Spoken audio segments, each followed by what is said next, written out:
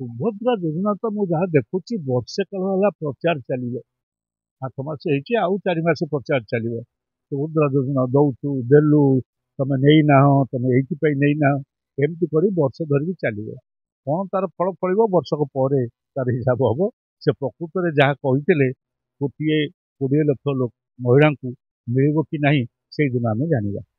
ସେ ପରିଶୋଧ କରିଲା ପରେ ବର୍ତ୍ତମାନ ଅଧିକାଂଶ ଲୋକ ପାଇନାହାନ୍ତି, ଏବେ ଗୋଟେ କ'ଣ ଆହୁରି 18,000 ଲୋକ ପାଇଛନ୍ତି ବୋଲିକରି କୁହାଯାଉଛି।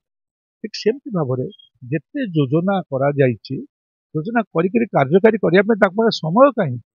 ସେ ତ ଉତ୍ସବରେ ଲାଗିଲେ, ସେ ତ ମୋଦି ଶାହାଙ୍କୁ ଆଣିବାରେ ଓଡ଼ିଶାକୁ ଆଣିକିରି ତାଙ୍କ ସାଙ୍ଗରେ ଜିନ୍ଦାବାଦ କରିକି ଯିବାରେ ଲାଗିଲେ। ଆଉ ନିଜ ସରକାରକୁ ସଜାଡ଼ିବା ଏବଂ ମନ୍ତ୍ରିମଣ୍ଡଳକୁ ସଜାଡ଼ିବା ତାଙ୍କ ପାଖରେ ସମୟ କାହିଁ? ନାଇଁ ନ୍ୟାଚୁରାଲି ତଥାପି ସେ କରୁଛନ୍ତି, ଗ୍ରିଭାନ୍ସିଆଲ କରିକିରି ତାର ରେଜଲ୍ଟ କ'ଣ ବାହାରୁଛି ସେଟା ହେଉଛି ବଡ଼ କଥା। ଏବେ କହିଲେଣି ଯେ ବୁଲିକିରି କରିବେ, ସମ୍ବଲପୁର ବରଗଡ଼ରେ କରିବେ କହିଲେଣି।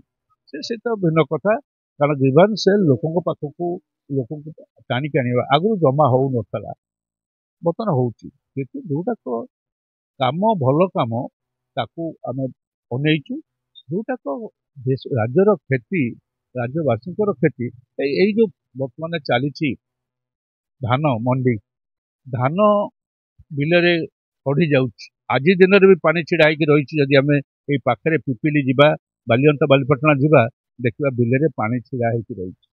ଆଜି ଦିନରେ ବି କଚଡ଼ା ସଢ଼ା କଚଡ଼ା, ଚାଷୀ ତାକୁ ଦେଖିକିରି ତା ହାତଟା କହୁଛି। ଏଇ ଗତ 11 ଦିନ ଭିତରେ 17-18 ଜଣ ଲୋକ ମୃତ୍ୟୁବରଣ କଲେଣି।